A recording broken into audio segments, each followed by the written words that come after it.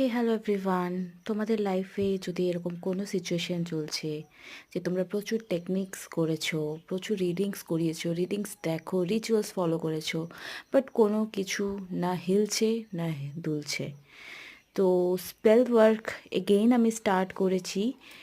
তো তোমরা যারা ওয়েট করেছিলে যে স্পেল করাবে আমার কাছে, সেটা থার্ড পার্টি রিমুভাল স্পেল হোক বা লাভ ব্যাক স্পেল হোক, ম্যানিফেস্টেশন যে কোনো রিচুয়ালস বা বডি ওয়েট লস হোক, বিউটি স্পেল হয়, কোর্ট কেসে যদি কিছু চলছে সেখানে স্পেল হয়, এনিথিং তোমরা আমাকে কোয়েশ্চেন করতে পারো।